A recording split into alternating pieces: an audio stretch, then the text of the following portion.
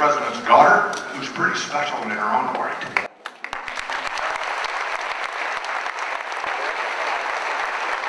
And the Vice President of the United States, who helped keep us safer. Thank you very much, Ron. And let me thank all of you for being here tonight. I kind of feel like I'm back home in Wyoming. And you're all welcome anytime you want to come. But we like the small populations that don't stay too long. But anyway, we're delighted to be here, to be back at this very special place, the Nixon Library. I know how much it means to a lot of us who had an affiliation of one kind or another with the Nixon administration. I know how much Ron has done over the course of the last couple of years in terms of devoting himself full-time to advancing the cause of the foundation, the library itself, and appreciate very much those of you who have taken advantage of the opportunity to be here, to visit, and support the enterprise. It's very worthwhile. I was here some years ago to speak, and so I think this is my second appearance at the library.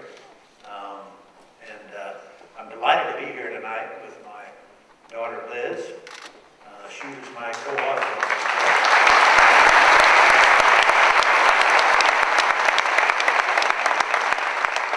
this book. We were a little bit late getting here tonight, and that's because we got a phone call shortly before we left the hotel saying that the very first week that we went out, we came out a week ago, today was when the book was released. We've gone straight to #1 on the New York Times.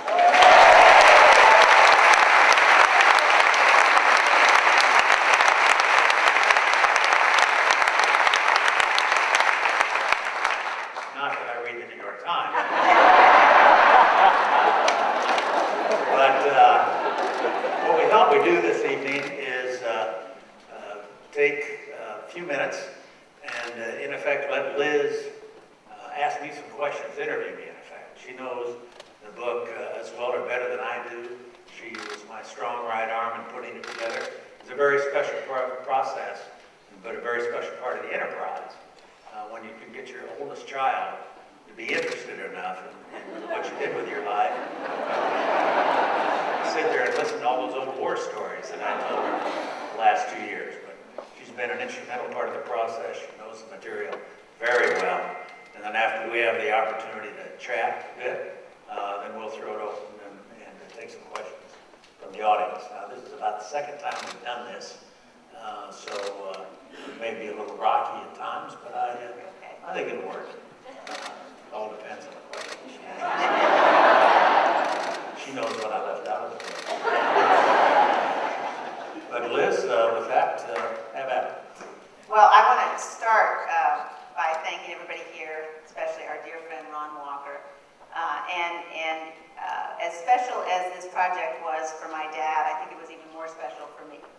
And I can't imagine any greater blessing than having the opportunity to sit with my dad for several years and talk about his life and learn about his life and have the chance to work on this book with him. And I can say that the admiration and the gratitude and the respect that I have for him as an American is only surpassed by the love that I feel for him as a daughter.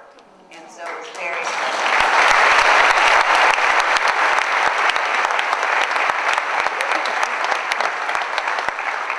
And I promised I would tone my questions down from our appearance last night. So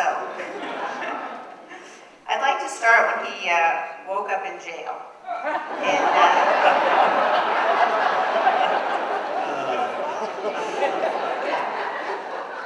In July of 1963 in Rock Springs, Wyoming, you found yourself in jail after your second DUI, after you'd been kicked out of Yale twice. And then after that, what is truly amazing though, because I know you don't want to dwell on that part too much, is the arc that your career took after that. When you look at, in 1963 you're in jail.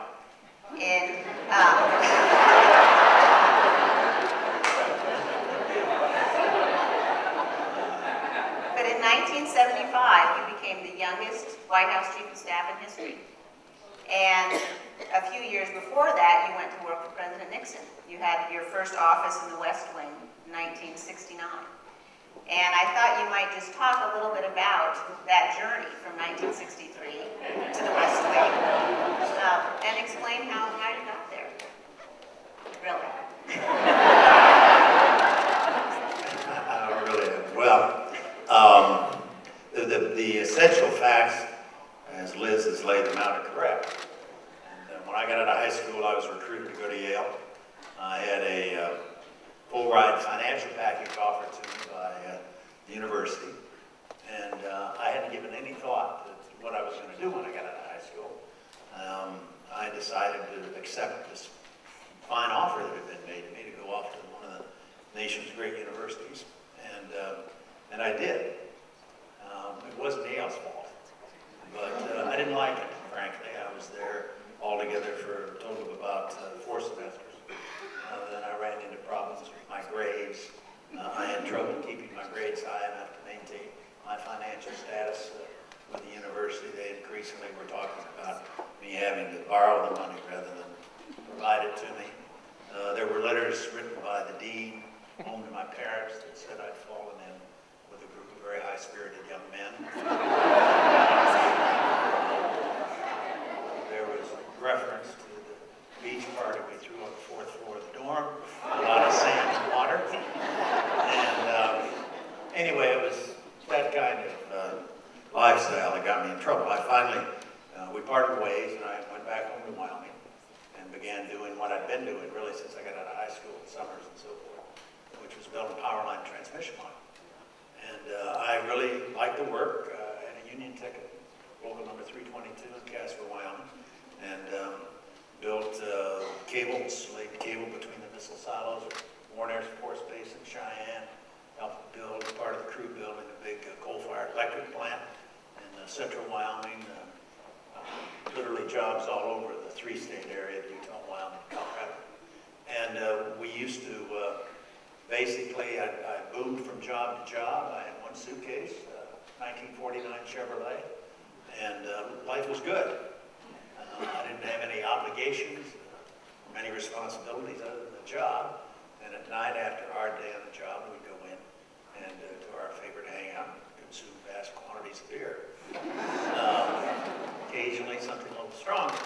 That's how I got into trouble first in Cheyenne in the fall of 1962. The first time I was arrested, I was able to sort of blow that off the second time in Rock Springs, Wyoming, in the summer of 1963. We can laugh about it now, but looking back on it, it was really dumb, stupid moves by a 19, 20, 21-year-old kid. And the second time around, that summer, my friends were all graduated from Yale. My girlfriend, eventually to be my bride of 47 years, graduated summa cum laude from Colorado College, and I was sleeping off a hangover.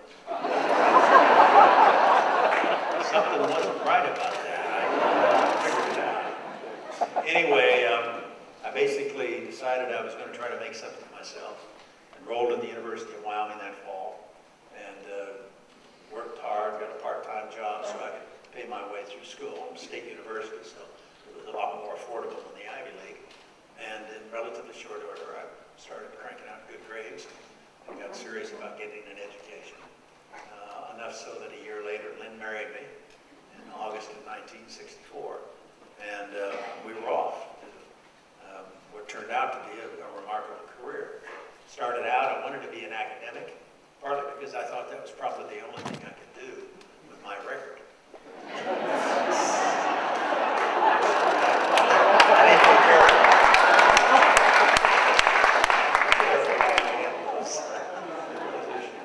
But in effect, I had a chance. I worked in the Wyoming legislature for one session, and kept having opportunities to go into the political side of things to learn more about the process and so forth. I worked for the governor in Wisconsin for 6 months, getting another fellowship, went to Washington originally in the summer of 1968, stayed 12 months with a congressional fellowship, and then I was going to go back and finish my dissertation, get my doctorate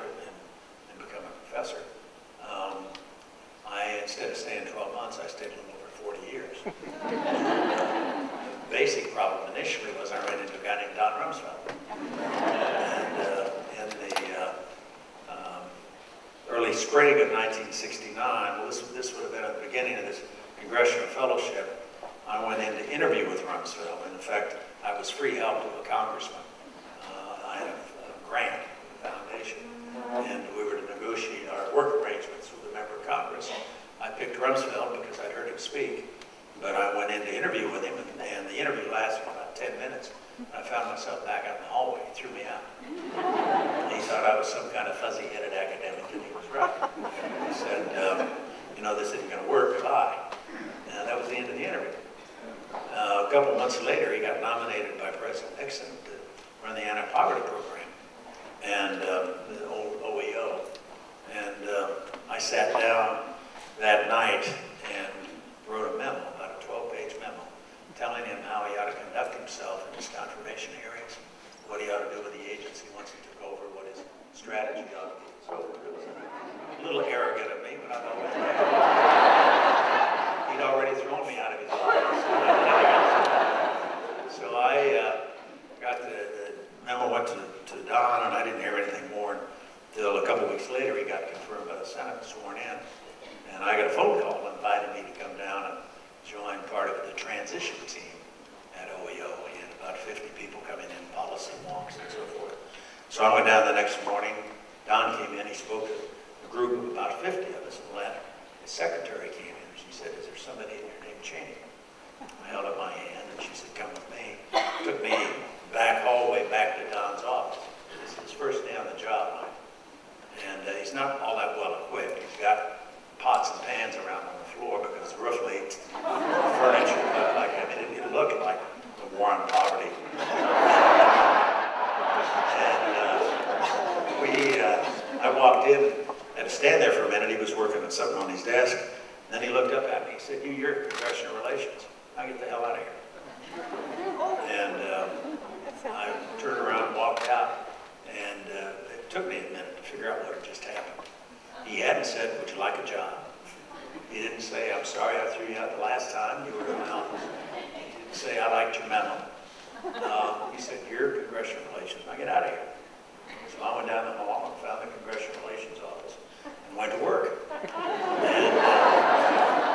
And it was at that moment, although I didn't really realize it until I had a chance to reflect on it later, that I made a life-altering decision that led to a 40-year career in public policy and politics. And I never did get back to the academic world. And I've never regretted it. Rumsfeld gave me a tremendous opportunity. The other thing that I need to say, both for Don and for Jerry Ford, this came up later on, needless to say, if you've got an arrest record, that's not necessarily something that most people put on their resumes. And when Don, later on, he had two jobs. He had a job in the White House, an office in the West Wing of the White House, where he was a counselor to the president, but he also then was running OEO part-time. And when I went to work for him, I needed to have a White House pass so I could get in and out of the West Wing. The FBI went out and did a full field investigation, and sure enough, they found out that I had, in fact, been arrested twice previously in my youth. And Don called me in and he asked me about it. He said, "Is it true that you have an arrest record?" And I said, "Yes, sir, it is." He said, "Well, did you put it down on your form when you originally filled out to go to work here?" And I said, "Yes, I did." He called in his secretary, had her bring in the file, and looked at it and read and saw, and there where I, in fact, had been very honest about the fact that I had a spotty past. And he read it and then gave it back to his secretary and said, "That's good enough for me." He could have had anybody he wanted to be his assistant. I'd become his special assistant by that point, as sort of his senior staff person. I had an office in the West Wing. Actually, it was a closet I shared with another guy. We called it an office. What the heck? Who's going to challenge it? But most especially, I appreciated it. Later, Jerry Ford did the same thing. Rumsfeld clearly ran interference for me. And I got what became the job of a lifetime and set out on a new career. And it led ultimately to my chance to be Jerry Ford's White House Chief of Staff. But because those two guys had responsibilities at a very early age, in spite of the fact that I'd run off the rails a few years before and needed help, if you will, along the way. I think most of us, sooner or later, go through one of those experiences where somebody steps forward and gives you an opportunity, and that's how I got my opportunity. Initially, Nixon administration, working for Don, and then later on for Jerry Ford.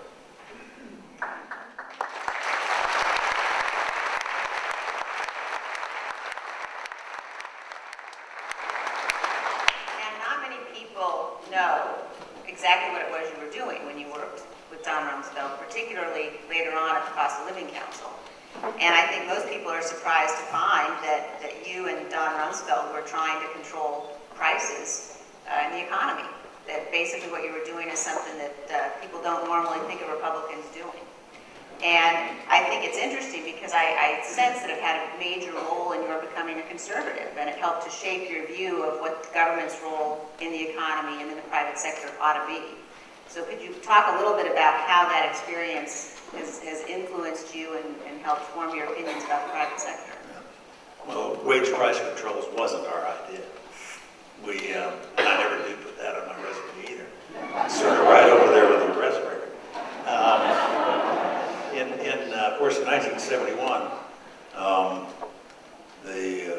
President Nixon made the decision to free up the dollar from the gold standard, but among other things, the Congress had passed legislation giving him the authority for what was, in essence, wartime type controls that you had in World War II. We set up something called the Cost of Living Council. And I think the bet in the Congress was the president would never use that authority to try to control wages and prices and profits. There's a Republican free market guy, he's not going to do something like that.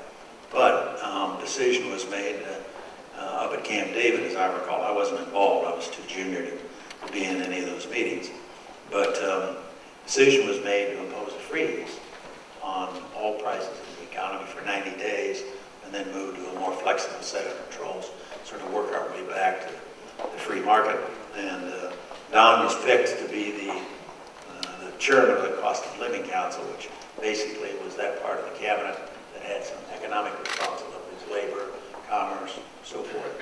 And I became an assistant director of the Cost of Living Council. I was in charge of overseeing the 3,000 IRS agents that we had trying to enforce wage price controls. Now, at the time, we were so busy getting the controls up and running that it was a very, very tough and challenging assignment. Said to Don on a number of occasions, we're just young enough and foolish enough to think we can do anything. Otherwise, they wouldn't have put us in charge of controlling the wages and prices of the American economy. I became convinced over time, and I think all of us did. I remember George Shultz, when he became Treasury Secretary, along during this period of time, he convened a meeting of all of us, the senior staff of the Cost of Living Council, the Secretary of Treasury's office, and got us all in there and closed the door. And he said, "Okay now, gentlemen," he said, "the first thing we're going to do is get out of these controls." Because in effect, we were in a situation where we were trying to use the power of the government to establish prices and profits. We, in effect, took responsibility for the price of a gallon of gasoline, a pound of hamburger, a loaf of bread, and the public legitimately started looking to Washington as being the ones responsible. We didn't like the price of a loaf of bread. You could blame those guys in Washington. After all, they'd taken control of it. And that wasn't a very good idea. But we ended up adopting a set of flexible controls and at the end of the 90-day freeze, and operated that system as we gradually worked our way out of it until Don and I both left government at the end of the first Nixon administration. And our successors then were the ones that finally deregulated the economy. My conviction out of that whole process, as Liz has mentioned, really became I became convinced that no matter how good the intentions might be of people trying to operate that way and use the authority of the government in that fashion, it was a bad idea, because there was no way that you could put together a set of regulations that were nearly as effective as influence the decisions of millions of Americans every single day out there in the private marketplace. And the whole idea of controls, I think in that particular case, ended up something that, well, nobody's tried it since. And I'm convinced that the difficulties we encountered had a lot to do with that. But as Liz mentioned, I became more and more conservative the more I tried to manage that operation, was trying to enforce those controls. 37 years ago tomorrow, the pardon was granted. President Ford pardoned President Nixon. And that led to, obviously, President Ford taking over, you becoming chief of staff. Talk about your reaction at the time of the pardon and what you've now come to think about it in terms of the rightness of the decision and the way President Ford made that decision. Well, I'd been asked on August 8th, when it became clear that President Nixon was going to resign at noon the next day. He announced it. I got a phone call from Belgium. Don was in the ambassador to NATO, and he'd been summoned back by Jerry Ford, asking him to come back to run the transition. And I got a phone call asking me to meet him at the Dulles Airport the next afternoon, which I did, and went in. He asked me if I could spring myself. I was in working private sector there in Washington. He asked if I could free myself up in order to be able to help manage the transition from the Nixon administration to the Ford administration. Of course, I jumped at the chance to do that. But that took up about 2 weeks of our time. And then Don went back to NATO, and I went back to the private firm I was working with there in Washington. After we had left and gone back to our regular jobs, then the question of pardon came up. And President Ford issued the pardon. It was around the 9th or 10th of September. And it was, needless to say, extraordinarily controversial at the time. In many respects, it's remarkable how public opinion has shifted over the years. Because at the time that President Ford actually issued the pardon, he dropped about 30 points in the polls overnight. There was a charge that there had been some kind of a deal made, the agreement being that Ford would agree to pardon President Nixon if, in fact, he got to be president himself and succeed him. And I can remember going up to Capitol Hill at one point after I'd gone back. President Ford decided to go up and to defend what he'd done in front of the House Judiciary Committee.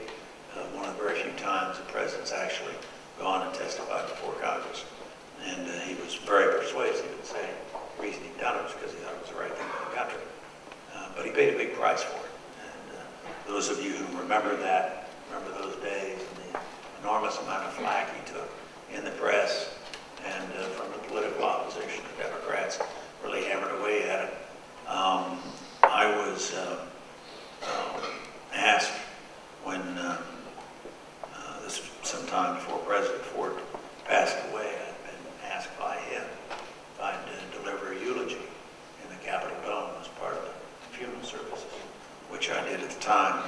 And I can remember thinking as we pulled all this together, this must have been about 2006, while I was vice president, the enormous shift that had occurred in the country as more and more people came to realize that what Ford had done with that pardon was exactly the right thing to do.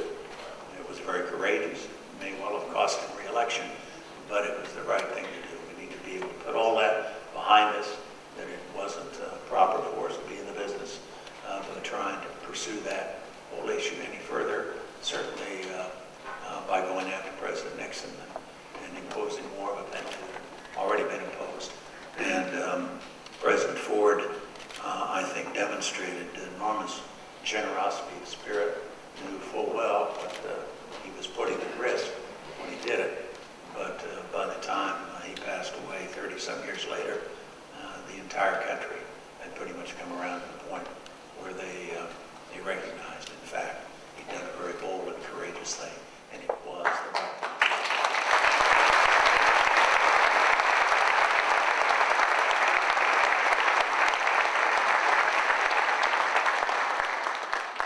Would you say that President Ford is the president that you worked for that you respect the most?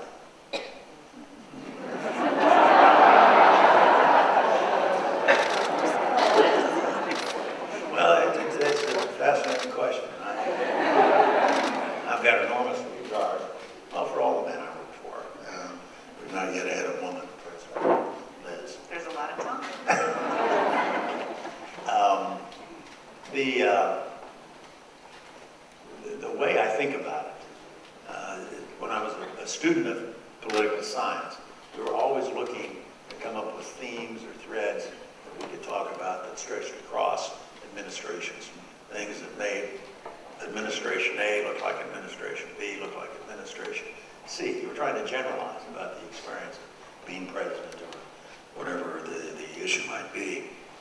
After I'd worked we had 5 Republican presidents since Dwight Eisenhower, and I worked in 4 of those administrations and worked closely with the 5th, the Reagan administration, part of the House Republican leadership.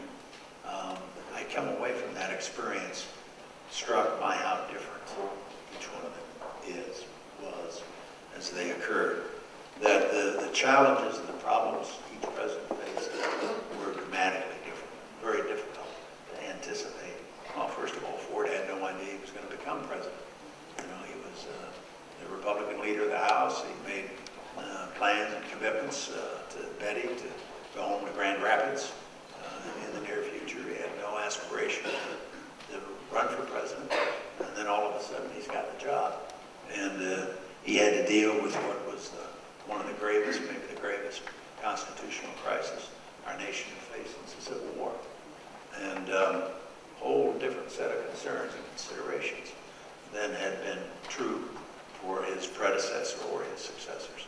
If you look at what George W. Bush had to deal with, we went to office after we got elected in 2000. The president had campaigned on a bunch of domestic issues that he was really focused on education, tax policy, and so forth. And what emerged after 9/11 was, we were at war. We had 3,000 dead Americans the morning of 9/11. We were in a situation where all of a sudden we faced the very real prospect that we might see a terrorist organization with deadlier weapons the next time come in and kill hundreds of thousands of Americans if they could get their hands on a nuke or on chemical or biological agent of some kind. Whole different set of problems than any president before it had to deal with. We hadn't had foreign invaders on our soil since 1814 when the British burned down the Capitol. So it was dramatically different. Think about George H.W. Bush, 41 as we refer to it, and the challenge he faced of dealing with the end of the Cold War, the collapse of the Soviet Union, the invasion of Kuwait by Saddam Hussein, putting together an international coalition, sending 500,000 Americans to the desert to fight a desert storm in order to be able to reverse that whole step of progression that Saddam Hussein had been responsible for. So each and every time I look back at the presidents, they all brought a different set of strengths to the proposition. Clearly, President Nixon, his forte, I think, was very much in the foreign policy field, what he was able to do with respect to China, and also détente with the Soviet Union. And he brought his set of experiences, the 8 years he'd spent as vice president under Dwight Eisenhower, to dealing with the set of problems that he was faced with. So each time I'm inclined to say, well, you have to take into account the circumstances, the time in which they governed, the problems they had to deal with, and also the experiences they brought to the job. But each one is remarkably different from the next, and so I avoid making hard and fast judgments.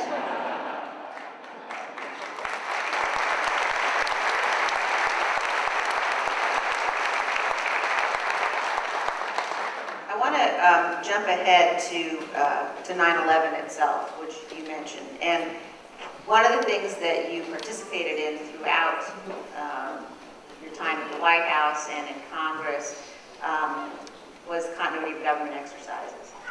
And when you find yourself in the Presidential Emergency Operations Center on 9/11, faced with a nation under attack and with decisions that have got to be made quickly, did you find that it was the continuity of government training that came into play? Did you find that it was your time as Secretary of Defense that came into play? there were a number of people that I talked to as we were working on the book who were with you in the PIOC, and they all talk about your calm, decisive manner at what was clearly a moment of tremendous crisis. And I wondered if you could talk about that, talk about whether you were conscious of the need to remain calm, why you were able to conduct yourself the way you did that morning. Well, the continuity of government program is something that started some years ago. Much of it's still classified, but it was a process that involved guaranteeing the survival of a legitimate government for the United States in the event of all-out global nuclear war.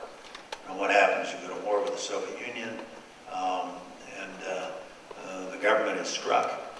President, vice president are clearly prime targets in that kind of an exercise.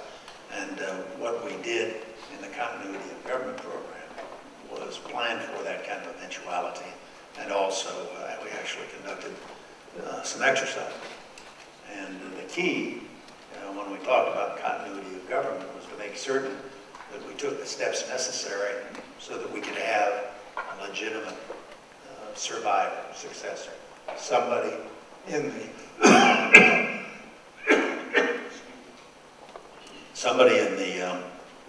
chain of command in the succession to the presidency who would be safe and secure and in a position to be able to exercise the authority as president. Once the dust settled, you had to preserve government.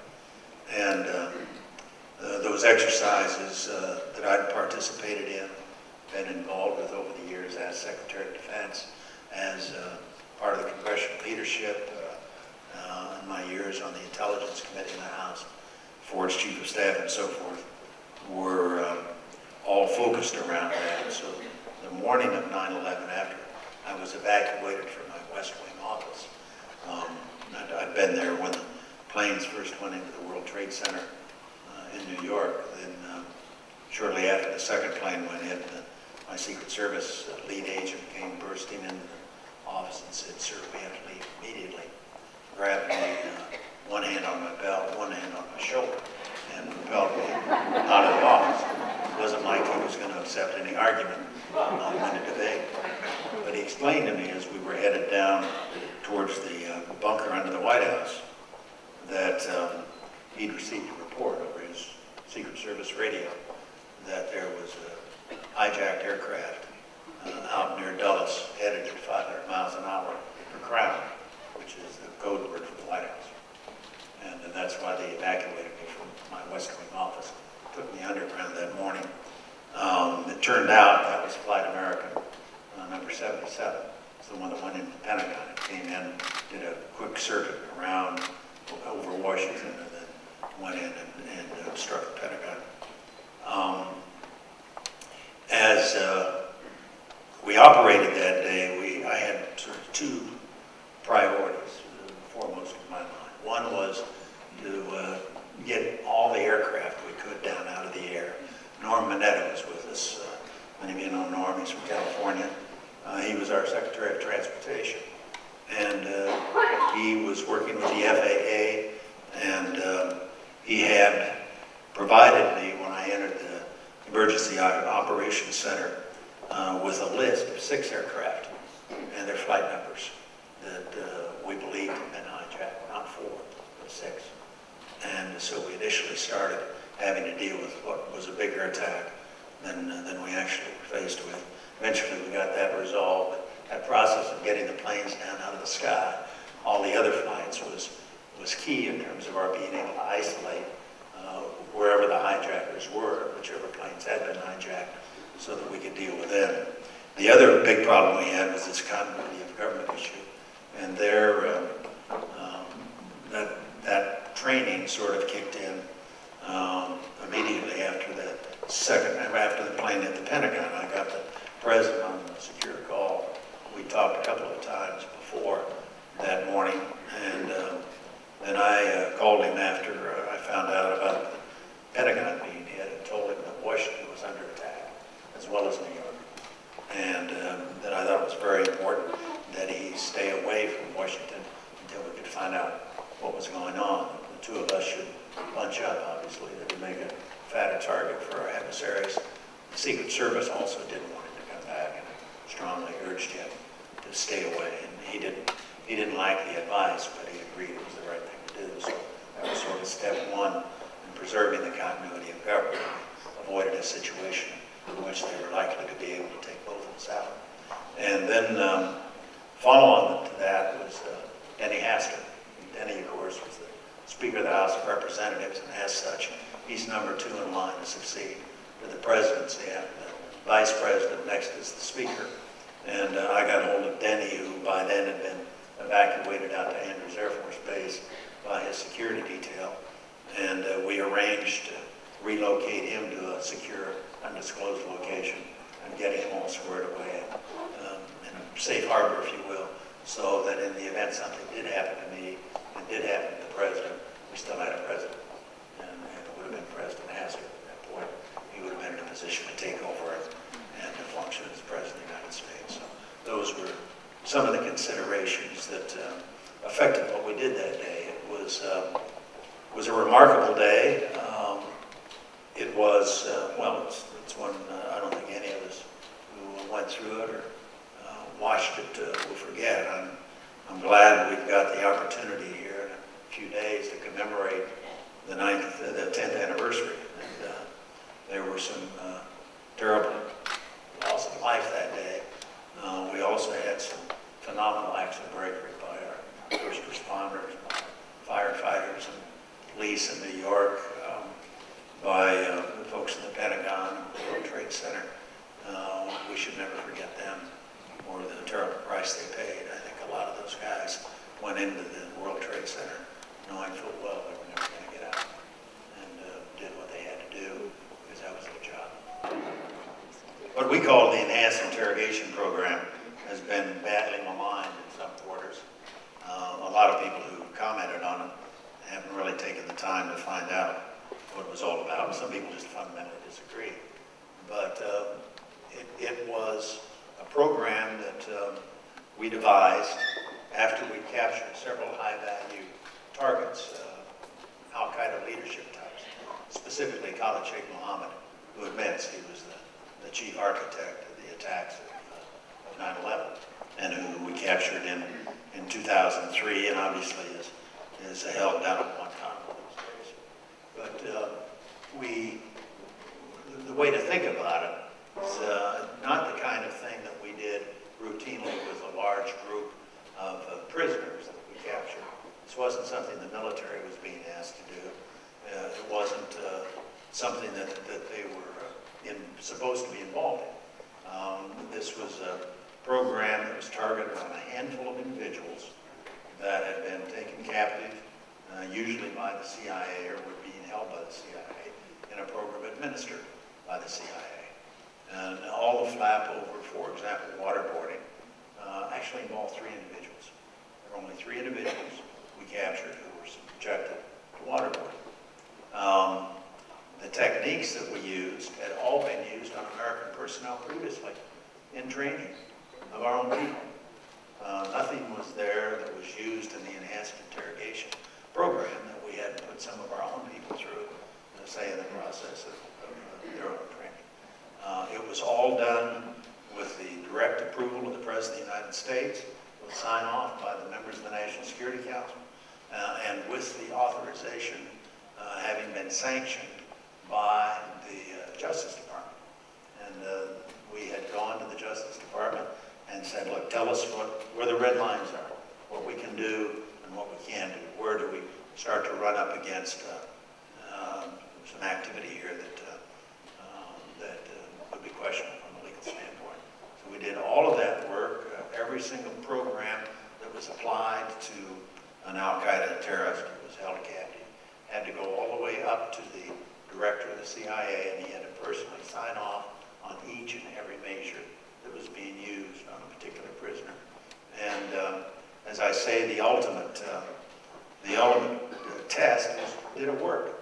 Did it produce valuable intelligence for us? And it absolutely did. The fact was, in the morning after 9/11, there was a lot we didn't know. We had a pretty good idea that it was Al-Qaeda that had hit us on 9/11.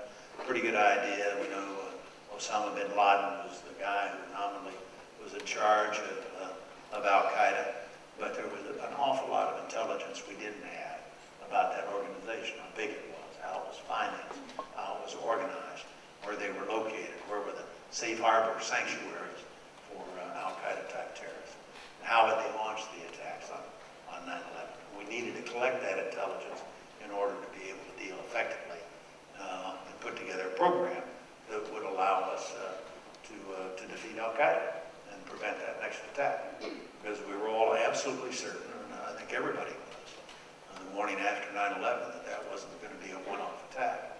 If they could do it once, they'd sure do it again, and we might find ourselves having to deal with far deadlier techniques used in the next attack. Now, that generated a lot of commentary and complaint. Not everybody agreed with the program. My own personal view is that it was exactly the kind of thing that we needed to be able to do. We needed to make sure we did it very carefully, we did it thoughtfully, we did it in a legally approved manner with the authorization of the President of the United States, and that's exactly what we did. We found ourselves that morning, the President and I did, that we were there, all of a sudden we were in war. We had 3,000 dead Americans had been killed, totally innocent, the day before in New York and Washington, and we were bound and determined it wasn't going to happen again, not on our watch.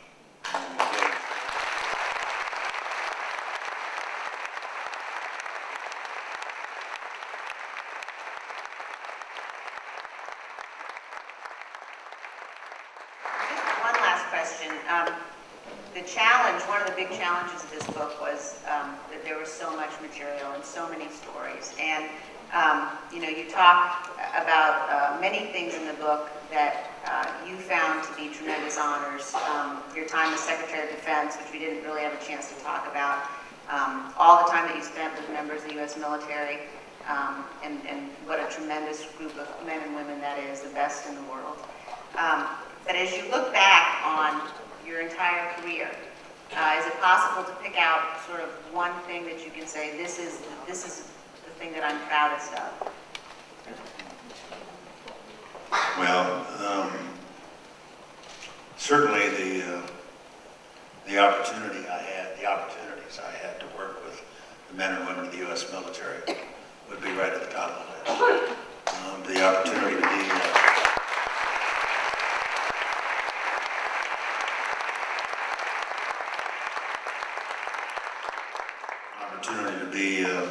Secretary of Defense during Desert Storm, for example, was something truly remarkable. And the events, obviously, I think about in terms of an important accomplishment, it was the fact that we were able to, in the years after 9/11, that we were able to prevent a further attack against the United States. You have to chalk that up as a very important piece of business. But there also were opportunities involved in working with the intelligence community, most of which are still classified and have to remain classified. I served on the Intelligence Committee for several years when I was a member of the House leadership. And as Secretary of Defense, I actually presided over a bigger piece of our intelligence community than the director of the CIA did. I had in the National Security Agency, and the Defense Intelligence Agency, and the whole list of intelligence agencies that we have. I think there's 16 of them in the federal government. A big chunk of them report directly to the Secretary of Defense. And the men and women of our intelligence community do some truly remarkable things. Now, when there's a train wreck, we all hear about it. When there's a great success, you won't hear about it. Oftentimes that's why, because nobody heard about it, that's why it was a success. But I have enormous respect and admiration for the men and women, many of whom have put their lives on the line, are doing so tonight, and nobody even knows about it, except a handful of people. And they're very, very special indeed.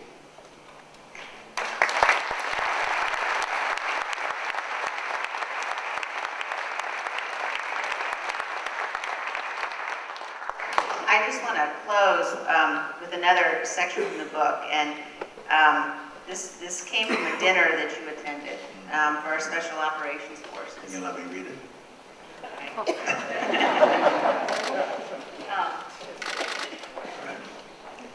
No, I remember this very well. I was invited to a social affair that some of our Special Operations Forces had while I was vice president. And they never talk about themselves.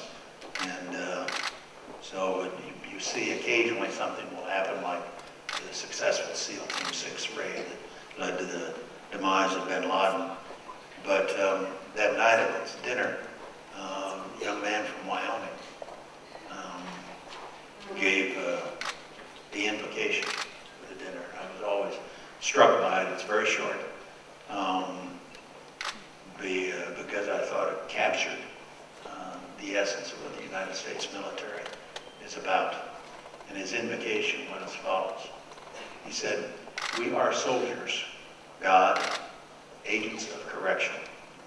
May our world see the power of faith. May our nation know the strength of selfless service. And may our enemies continue to taste the inescapable force of freedom."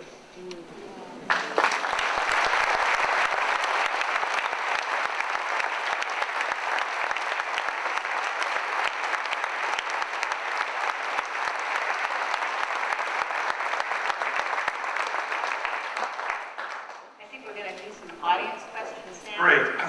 Ladies and gentlemen, what I'm going to ask you to do, if you have a question, is catch the attention of my colleague here, Anthony, and he will instruct you what to do. We're going to ask you to come over in the aisle and take the microphone so everyone can hear you. First question. Could I have an arrest complaint for the war criminals?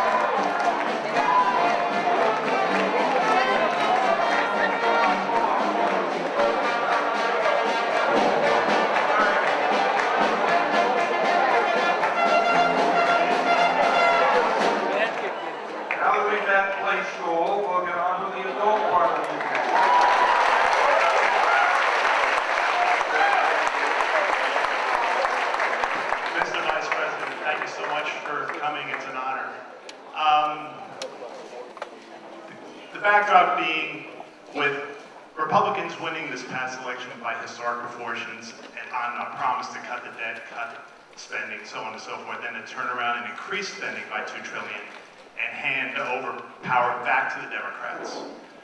What would your recommendation be to the candidates on the Republican and conservative side to regain our confidence? Because quite honestly, I'm a little ticked off.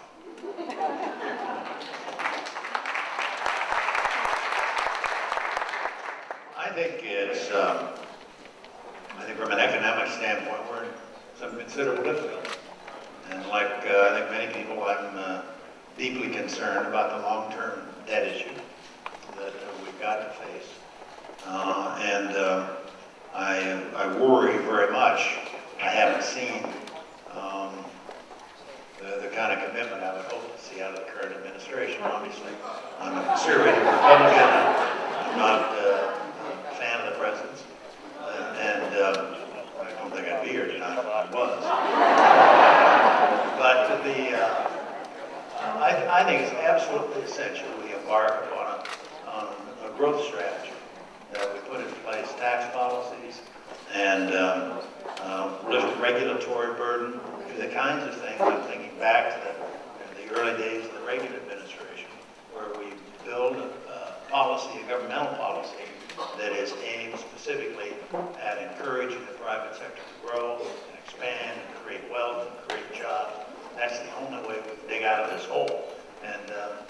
think it's essential that we get our candidates that are running for nomination.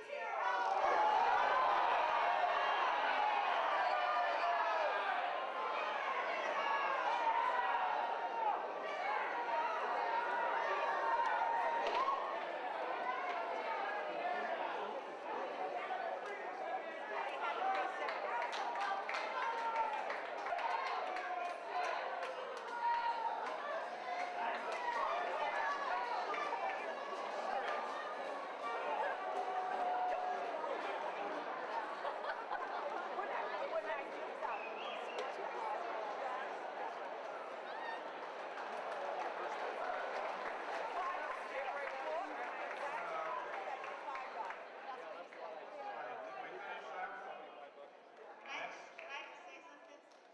The next time one of those women stands up, we all ought to remind them that it is those men and women who wear our uniform, who are shining in light on their life, who are standing up to say,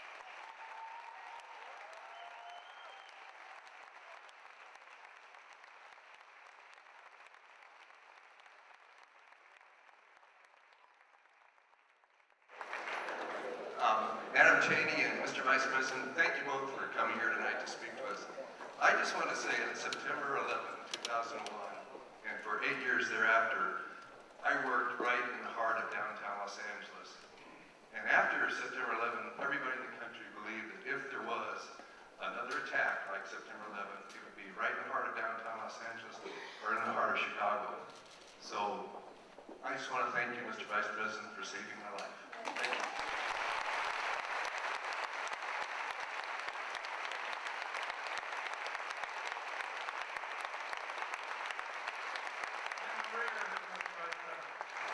Vice President, I have nothing pink on, so you're safe.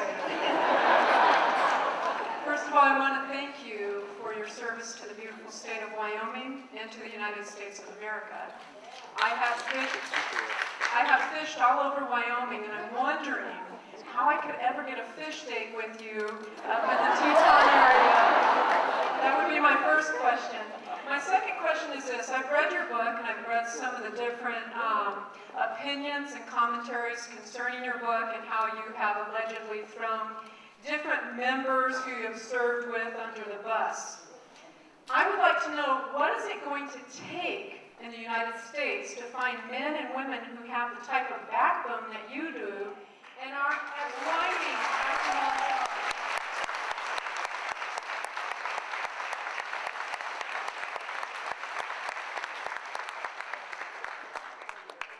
First of all, about the fishing date.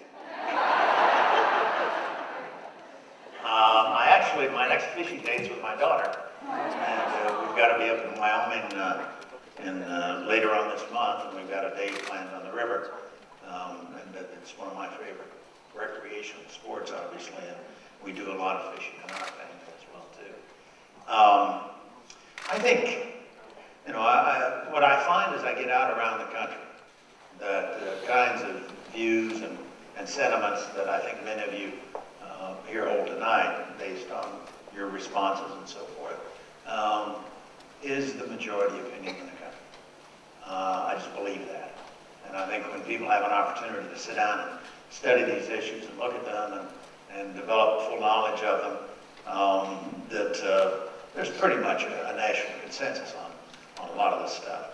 But the fact is, some people disagree.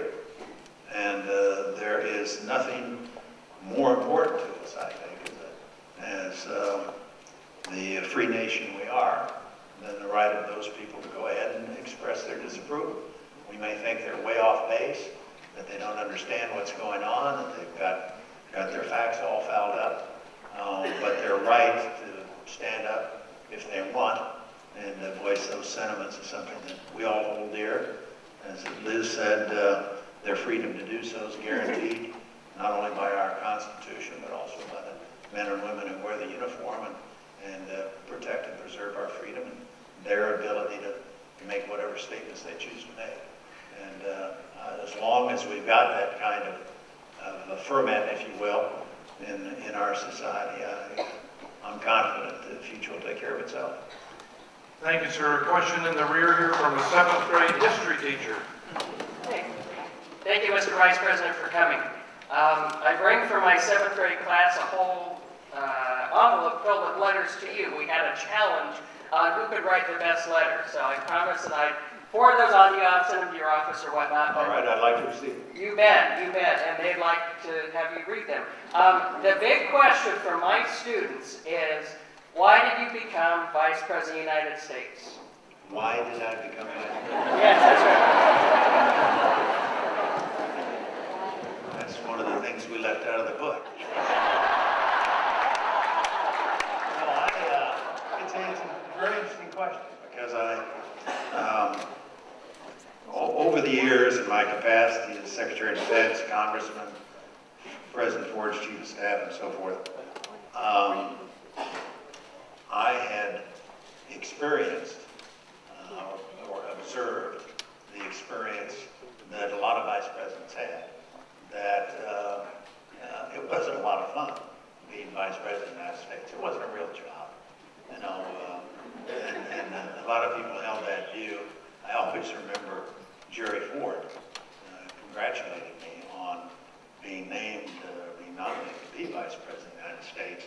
But then he added, he said, Dick, that's the worst job. Those are the worst 9 months of my entire life. And then laughed.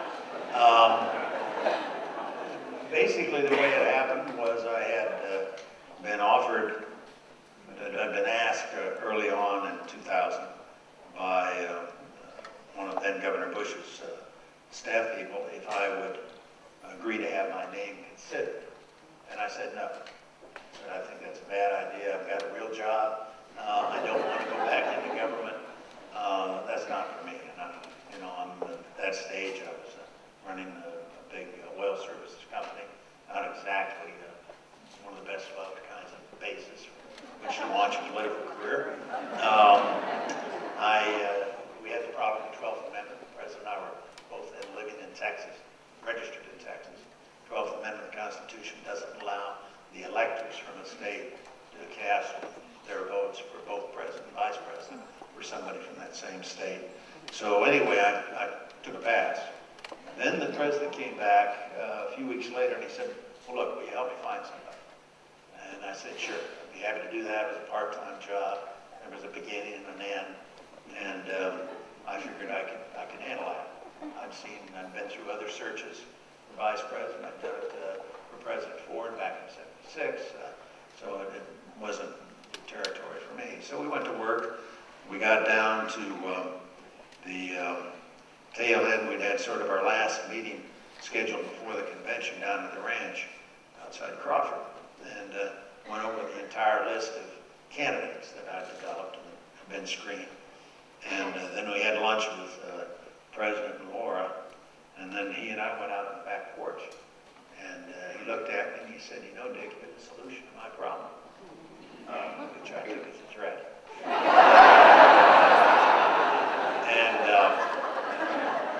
But he said, I said, look, what I will do is go check to see what I have to do in order to get myself to the point where I could be a candidate for your, to be your running mate. But that meant I had to find out and figure out what I was going to do with the company I was then running, Chief Executive Officer of a large energy services company. We had to have a way to vet my health status. I needed to have my doctor talk to the president's doctor, have them evaluate what my health status was. We had to deal with the registration issue. I had to re-register in Wyoming, because he was registered in Texas, and a series of things. And I wanted him to allow me to come down to Austin the next weekend and sit down and give him all the reasons why it was a bad idea. And he agreed that I could come do that. And I even lined up Carl Rove. Carl went with me because he thought it was a bad idea too. In other words, I went in to be interviewed for this job, and I found a guy, who didn't agree with me, or who agreed with me and who didn't actually want to go in and recommend me for the job, and I took him with me that time. That's what I should have done when I went to Rumsfeld's office the first time. But we went through the exercise and had a good chat, and a couple of days later he called and he said, "You're my guy, I want you to be my vice president." You could make the argument that I'm from Wyoming. If he's not going to carry Wyoming, he's not going to carry any place. It's not like he needed my help to carry Wyoming. There's only 3 electoral votes. Who cares about 3 electoral votes? 2,000 turned out to be pretty important. So he was wiser than I was. But I became convinced as I had gone through that spring with him, talking about the job, what kind of person we wanted for the job, what he anticipated the duties and responsibilities of the vice president would be. I came away convinced that this was a guy with his own well-developed sense of what he was looking for. It wasn't just some fly-by-night political decision he'd make and he'd put the guy's name on the ballot and then forget about it. He, in fact, wanted somebody who had the kind of experiences I had, Secretary of Defense, etc. And that he was very serious about allowing me to be an integral part of the team, to get involved in whatever I wanted to get involved in, and to bring to the job the opportunity to have a significant impact. Of course, at that stage, neither one of us anticipated what was going to happen on 9/11. But, so I took the job. I felt an obligation in part, and I, having gone through the process, what I think he is, I think he never took no for an answer. He'd asked me once before, and I said no. I thought I'd taken care of it. No. I think he put me through that exercise of checking out everybody else so that I could convey or persuade myself that I was the right guy for the job. And that's in effect the way it worked. But it was, I'll always be grateful for the opportunity he gave me. It was an enormously important period of time to be there. And as I say, I'm grateful that I had the opportunity to serve in that capacity. And by the time we got down to that point, I really felt an obligation that if he really wanted me, he was going to be my president. And I'd salute smartly and do it as best I could. Well, we're delighted to hear that.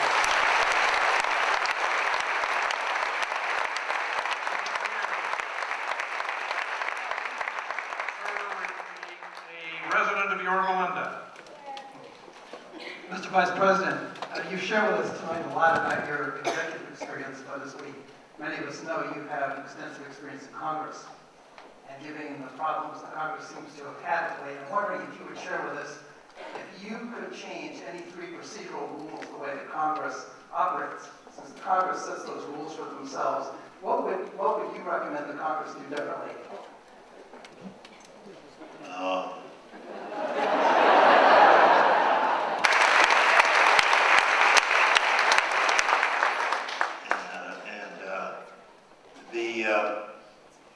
It's funny, when I think back on my congressional experience, of course I had the opportunity as vice president to preside over the Senate for 8 years, and then I'd spent 10 years in the House.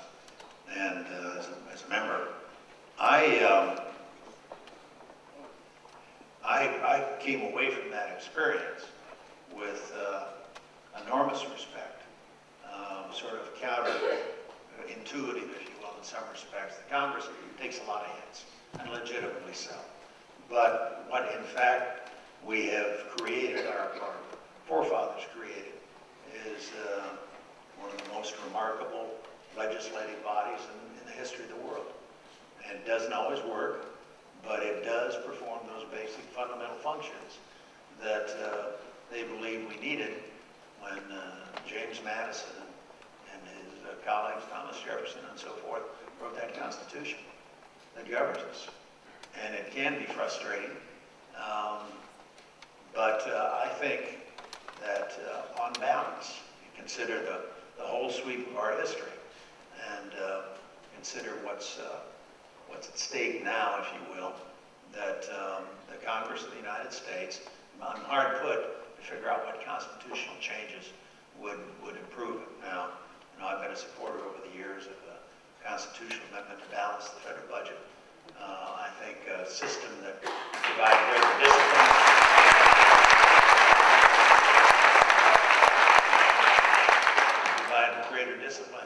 spending would be a valuable addition to the operation. The appropriations process, I think, is broken now. I'd like to see us move to longer-term appropriations. We've gotten to the point now where we can't even get 1 year's appropriations through the Congress.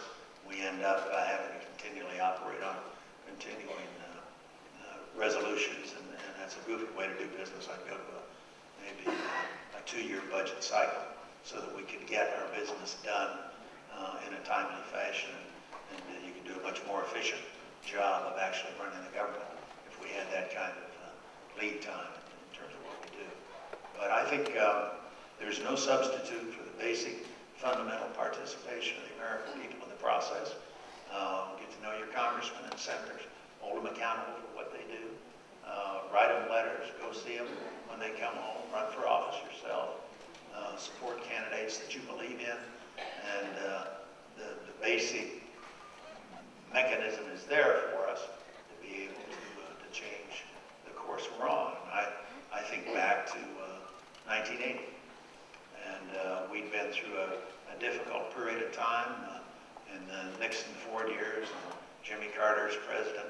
Things didn't work very well. All of a sudden in 1980, Ronald Reagan's running for president, and we're all Reaganized. And we went to work and we elected a very good man to serve as President of the United States. Did some remarkable things, both in terms of rebuilding our defenses and reforming our tax code, setting the nation on the path towards economic growth and prosperity. We did that with the existing structure and system that's in place. What I'm looking for is a similar leader to emerge for 2012, so we can go back and have the same degree of success that we had back in the 1980s when we had Ronald Reagan as our president. Thank you, sir.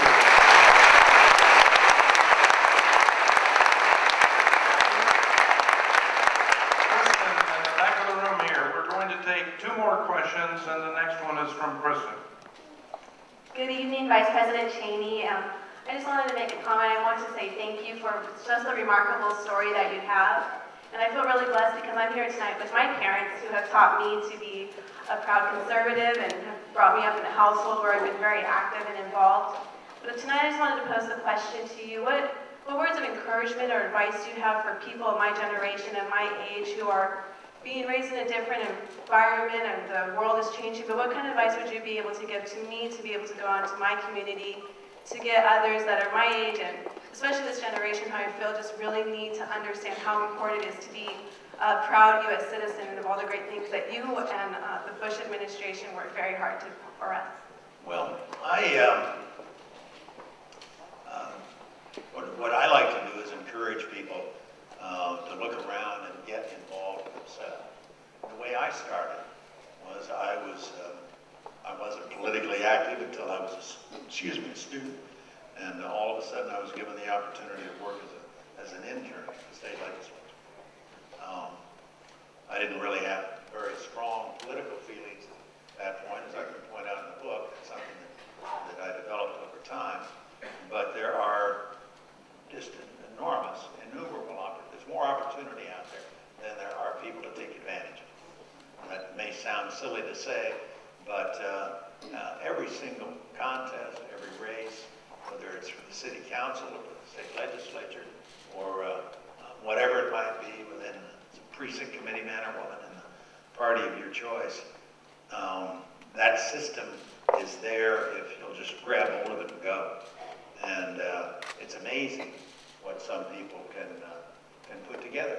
When I had my first meeting of my campaign committee, when I started thinking about running for Congress, there were 4 of us in the room. One was my wife. Obviously, she had a veto. One was the young man who had been my best man when we got married. And one was a friend of my wife's who'd taught with her at the University of Wyoming for a year or 2 and knew a lot of people around the state. That was it. It was 4 of us. We didn't have any money. Nobody really knew who I was. We just decided to buckle down and go to work and see if we couldn't elect me a member of the United States House of Representatives. And it worked. And I had a heart attack in the middle of the campaign. I don't recommend that. The fact was that the country really is in need of people like yourself, people from your age group who are willing to take the bit in their teeth and go for it. Don't be hesitant or shy, or think somebody's got to come along and tap you on the shoulder and anoint you. All you got to do is want it bad enough to go to work, and amazing things can and often do happen out there. One of the things I'm encouraged by, speaking as a Republican, is we've got some truly remarkable young talent coming along in the Congress and in some of the governors' chairs around the country. I think about Marco Rubio.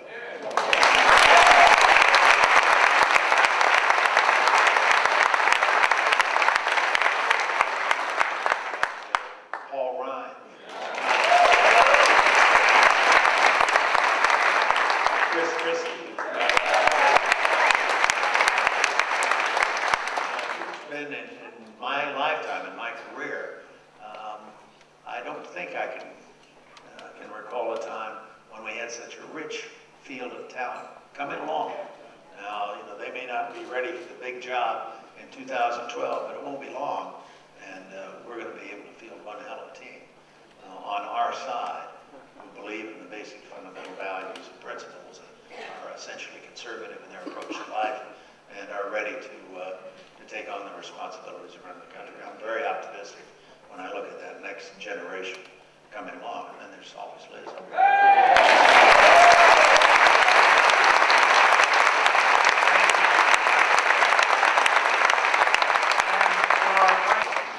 Before we say goodnight to the Vice President and Liz Cheney, I want to tell you that as evidenced by the opening of his book as #1 on the New York Times bestseller list, he has had hundreds of invitations to speak.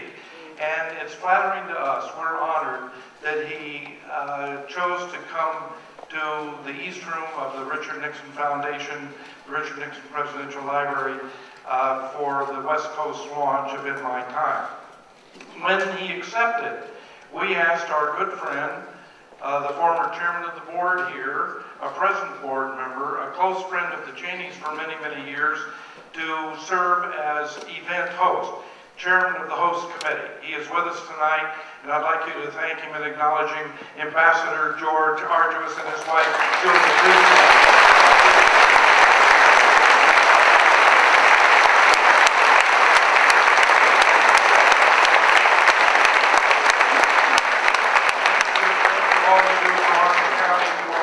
For America and for the Nixon Foundation. Let us join in thanking the Vice President and Liz Cheney for being with us tonight.